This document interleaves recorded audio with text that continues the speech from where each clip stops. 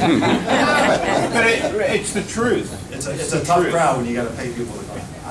But I absolutely believe that. And if I didn't believe that, I wouldn't be standing. Okay. And let me transition now to talk about another issue, and that's verification. Currently, we have 7,400 companies in VIP. As we go through the verification process, our approval rate is now 94%. Our average time to determination is 44 days. What we found is that about 30% of the companies that go through the process, when they get to the predetermination finding stage, we find them to be ineligible. So we've got a process that exceeds all of the regulatory targets. However, we are not satisfied. What I've done is I've challenged the Center for Verification and Evaluation, who's come a long way. For those of you who remember getting verified 2 years ago to getting verified today. However, we're not satisfied. And so what I challenged CVE to do was to transform the verification process in accordance with the larger initiative that my colleague Mike Fowle is going to talk about, MyVA. How do we improve the veteran experience? Because I still talk to a lot of you. Some of you I see here in the crowd I've had the opportunity to speak to. There are still challenges with some of the veteran experience.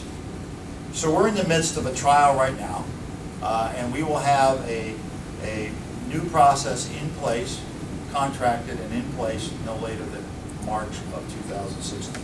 We're conducting the trials right now. We've had a focus group with veteran-owned small businesses where we are going to transform the veteran experience. What are the big pieces? One, we're starting what we call a pre-qualification process. So rather than having to go in and put in all of your documents, get to a complete application, and be told, we want more documents, we need this, we need that, and the only communication you really have is when CVE wants something. The new process which we have put into trial is when you fill out your 0877 and you hit submit, the next thing you're going to get is a phone call from your case manager, who is going to set you up with an appointment with your evaluator, and then you're going to submit your operating agreement, your state licensing, your resume, and a couple of other documents, a list of your corporate officers and directors.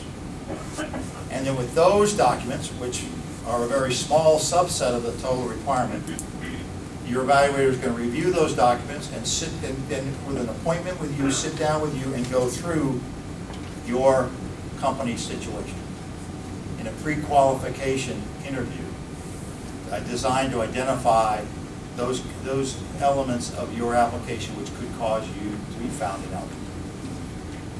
What we found is about 80% of the reasons for ineligibility have to do with business model.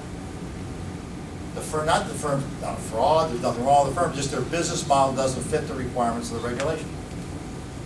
So what we're doing now is we're looking at your operating agreement, or we're looking at your bylaws, if you're a firm that requires those, and we're sitting down with you and walking you through a self-assessment.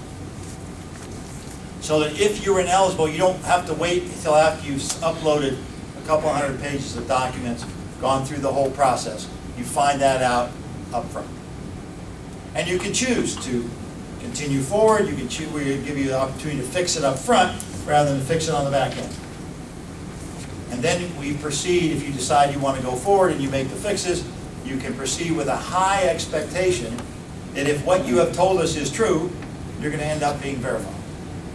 Because what we realize is about 30% of the firms get through the whole evaluation process and they're found to be ineligible. My goal is to get rid of that 30%. Take it, help them fix their problem on the front end before we have to do a lot of work, before you have to do a lot of work to figure out, hey, you're not eligible.